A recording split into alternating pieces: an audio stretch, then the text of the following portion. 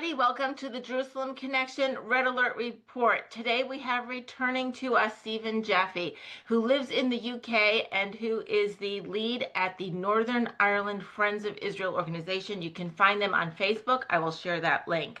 Stephen is a returning guest because he has great insight as a Jewish person who is a UK citizen, born and raised in the UK, and actively involved in combating anti-Semitism and raising awareness, not just in the UK, but in the entire world. And we love having Stephen on to tell us about what's happening.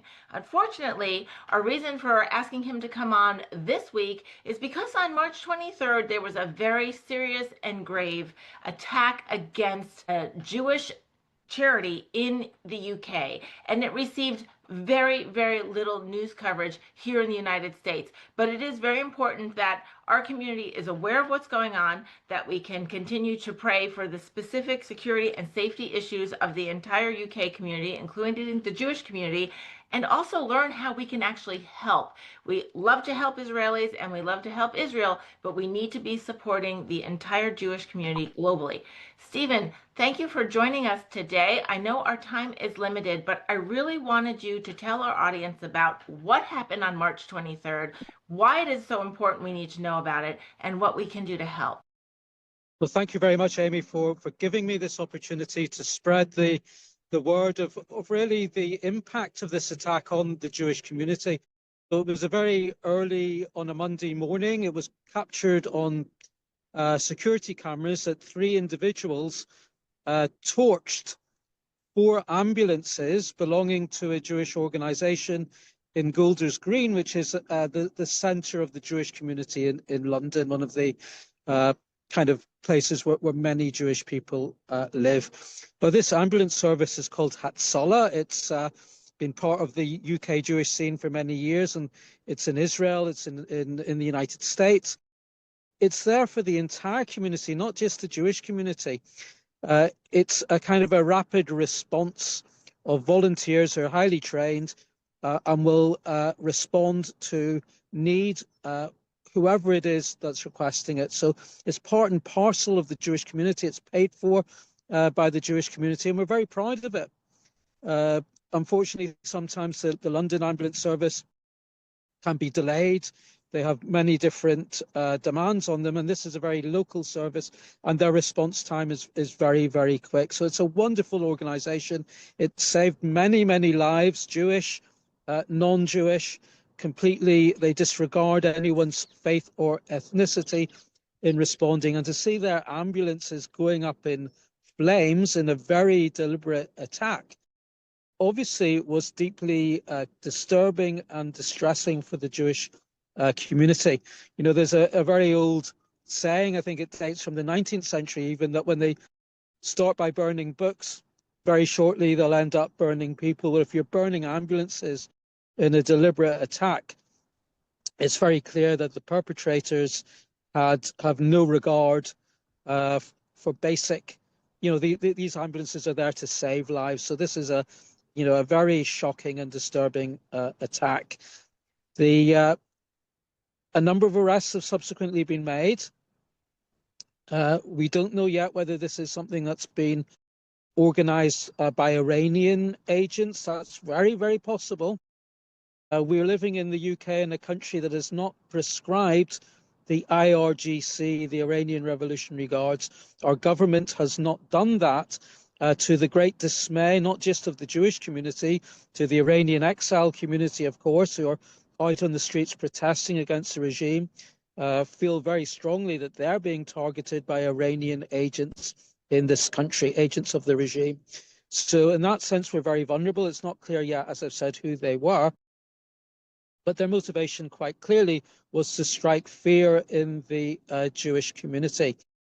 The British government, to be fair to them, responded very quickly. The Minister of Health turned up on the scene on that day, later on that day, and he promised Hatzola that all the ambulances that had been destroyed would be replaced. In other words, the government would provide ambulances so that their service would not be disrupted.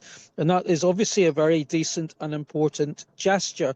But where I think many people in the Jewish community feel right now is a deep apprehension because the government doesn't seem to focus, to target, to respond to deal with the root causes of these anti-Semitic attacks. You know, as in many other parts of the world, there has been a surge in anti-Semitism after October the 7th.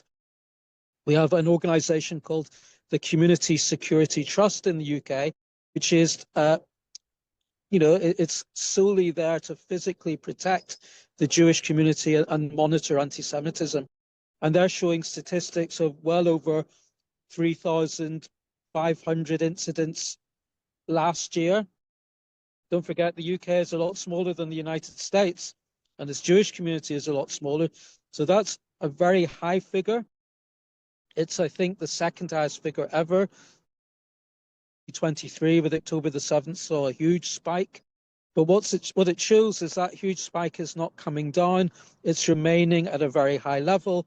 And that includes physical assaults, verbal assaults, attacks on Jewish property, desecration of Jewish synagogues, of cemeteries, and all manner of hate on social media. This incident in Golders Green comes on top of the deaths of 2 Jews at synagogue on Yom Kippur, the holiest day of the Jewish calendar, and that was in Manchester. And that was the first time, I believe, that Jews have been killed, targeted as Jews in England since the Middle Ages. And I know in America you've had many incidents, murderous attacks on synagogues. And sadly, we've crossed that red line here in the UK as well. So with the festival of Passover, the Jewish community is feeling apprehensive as to how that will go. All our synagogues have volunteers doing security duty outside. All our schools have security. And the government's response seems to be, well, we'll give you more money to increase your security. It's as if we're going to raise the walls around our institutions higher and higher and higher. That is no way to live. You know, we should be very grateful for the fact that we have a government that's prepared to fund countering anti-Semitism in that way. But unless you get to the root causes, Amy, this is only going to get worse.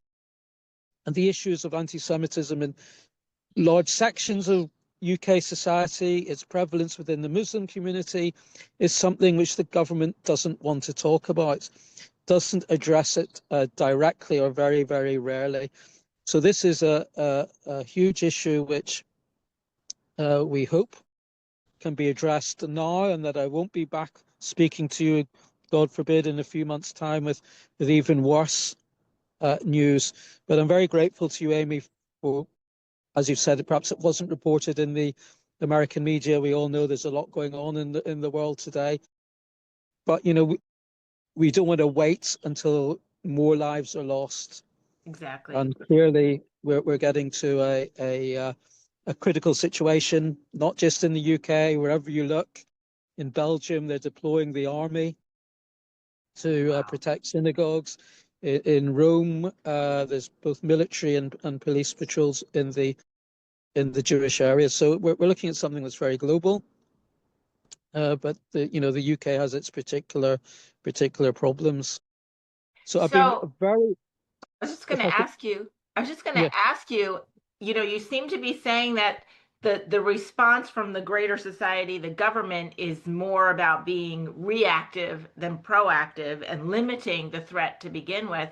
But you also mentioned these huge numbers of incidents in various forms, the harassment of physical attacks on people, on property. Does that mean, in your estimation or your experience, that because of those huge numbers of incidences and the relatively small number of Jewish community members, that it's really touching everybody's lives in some way, shape, or form?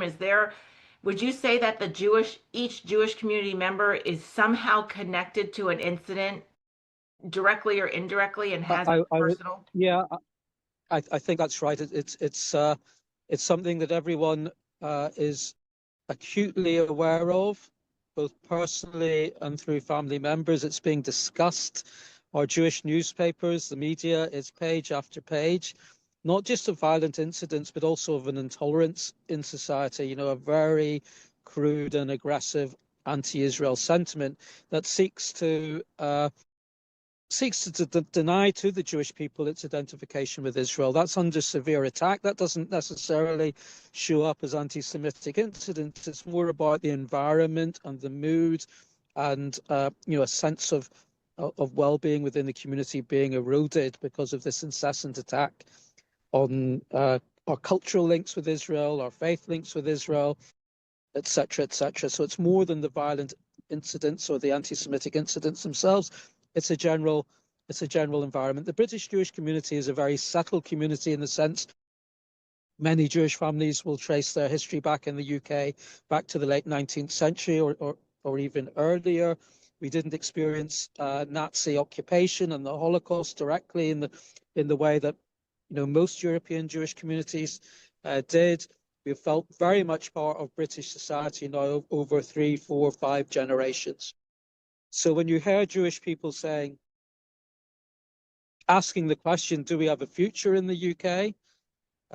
What is our future here? What's the future for our children and our grandchildren?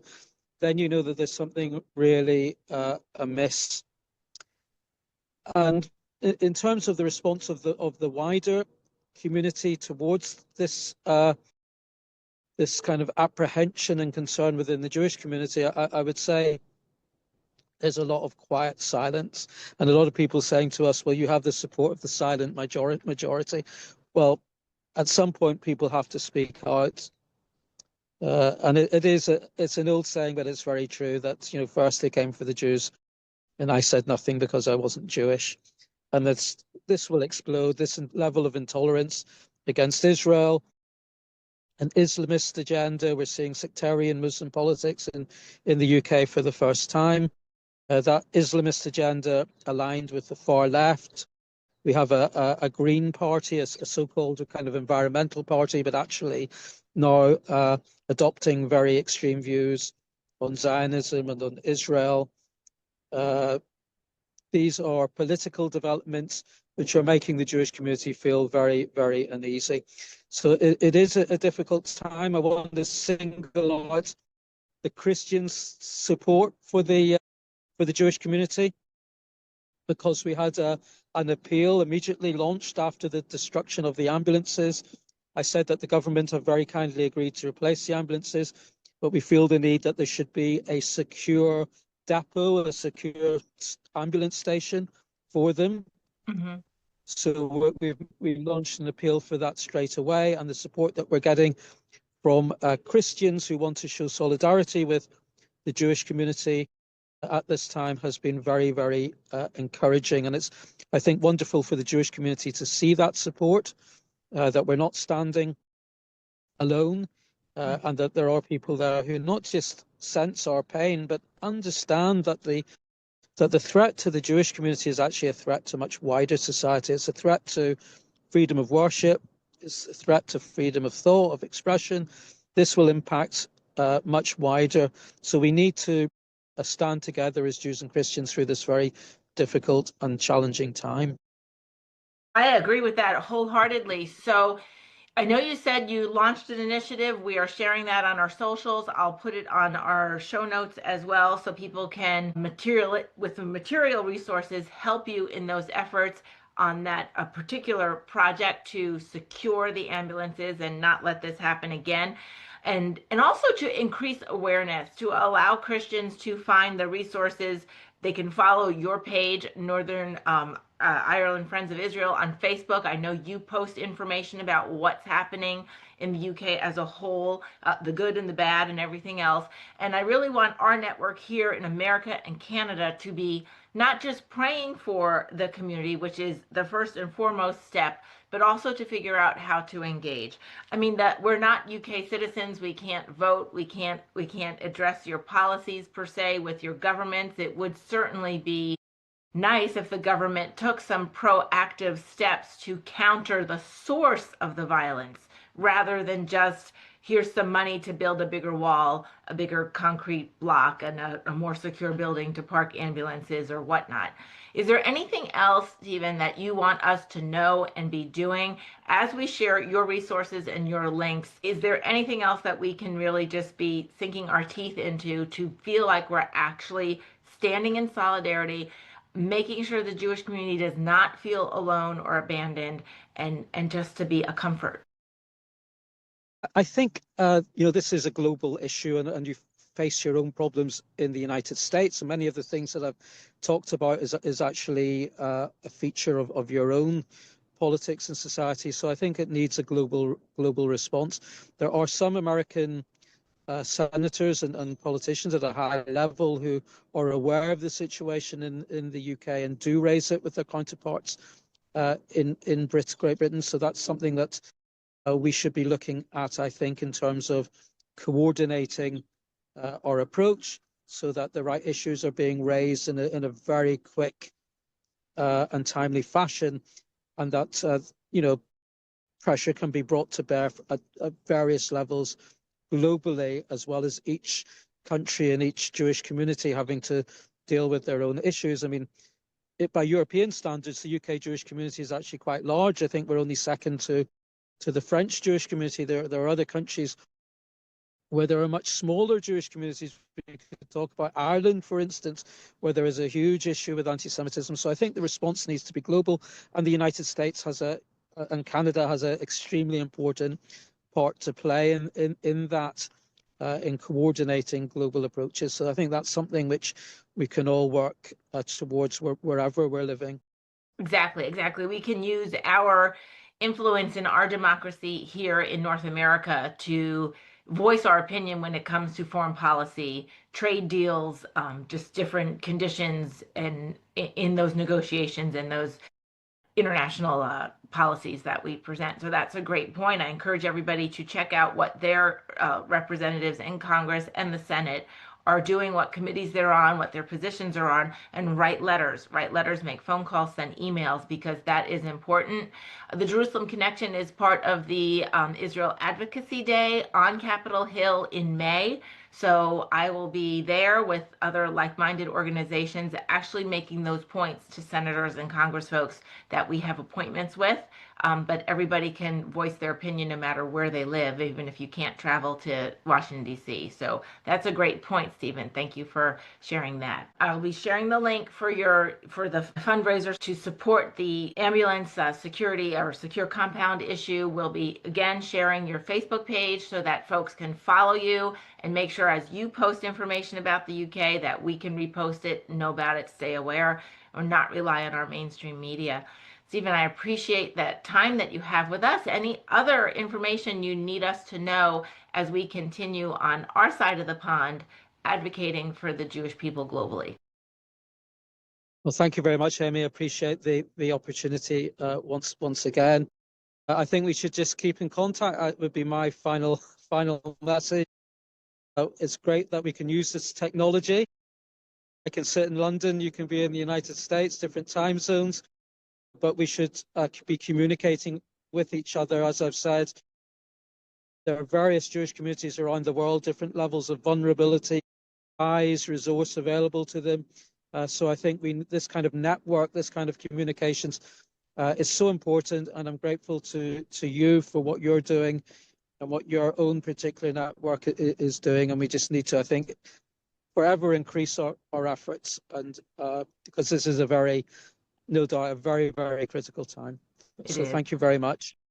Thank you, Stephen, so much for your time. We'll pray for your continued safety, and thank you for your good work in the UK as a member of the Jewish community, working so hard to advocate for the people there in the UK. And Shavua Tov, I hope you have a really good week. Thank you, Amy. God bless you. Bye-bye. Bye-bye.